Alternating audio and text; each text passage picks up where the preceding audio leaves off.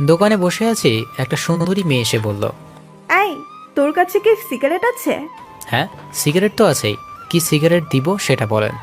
যেটা সবচেয়ে দামি ওই সিগারেটটা দে। আমিও কথা মতো সিগারেটটা দিলাম। সিগারেট দেওয়ার পর বলল, আগুন ধরিয়ে দিবে। আমি বললাম, আমি কেন আগুন ধরিয়ে দিব? আপনি খাবেন, আপনি আগুন ধরিয়ে নিন। তখন মেয়েটি বলল, তুই দোকানে নতুন নাকি? আগে তো একটা বয়স্ক লোক থাকতো। আমি নতুন হই আর পুরাতন তাতে আপনার কি? আর আমার সিগারেটের দাম দেন। তুই আবার আমার কাছে সিগারেটের টাকাও চাস? তুই আমাকে চিনিস?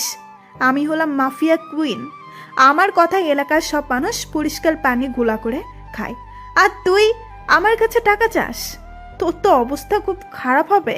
পকেটে নাই সিগারেট খাওয়ার পয়সা, আর ডায়লগ দেখি তো মনে হয় ফুটপাতের ধনী। যত সব ফালতু মেয়ে।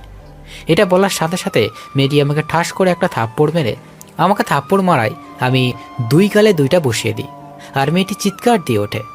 তখনই দোকানের বাইরে থাকা ছেলেগুলো এসে বলে, আপু কি হয়েছে? এই ছেলেটা আমার সাথে বেয়াদবি করেছে, একে কিছু শিক্ষা দেওয়া লাগবে।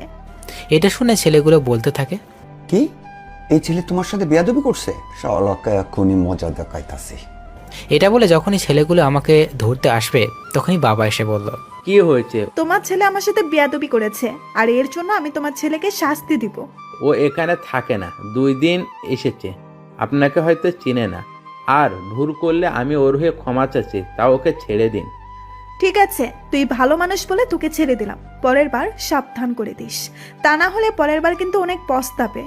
ঠিক আছে মা, বলে দিব আমি। বাবা, তুমি ওর সাথে ওভাবে কথা বলছো কেন? আর সিগারেটের টাকাটা দিয়ে যেতে বলো।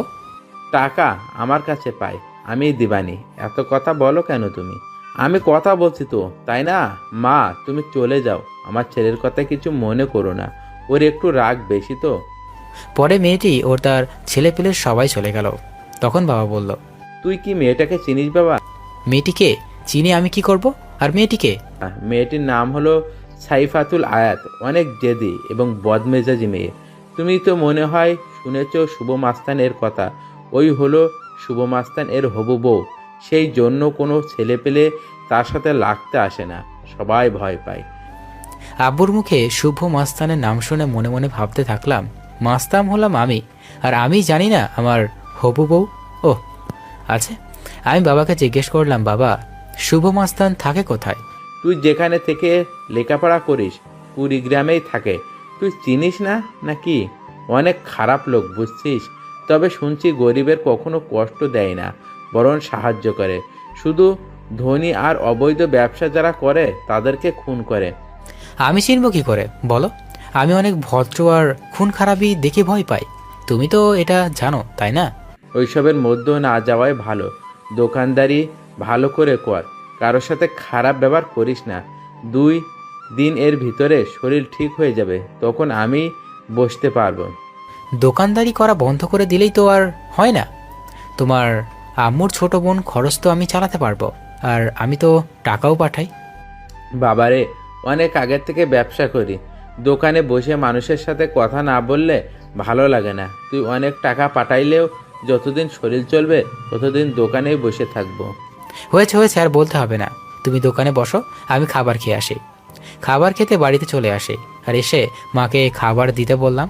খাবার টেবিলে বসে আছি, তখন ছোট বোন ফারিয়া পেছন থেকে এসে বলল, ভাইয়া, আমার চকলেট কোথায়?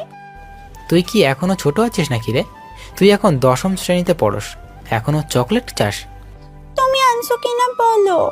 আর আমি এখনো বড় হই নাই, তাড়াতাড়ি চকলেট দাও। চকলেট না দিলে আমি কান্না করব। ফারিয়ার সাথে ওই রকম না করে চকলেট দিয়ে দিলেই পারিস। চকলেট ছাড়া তো আসিস না।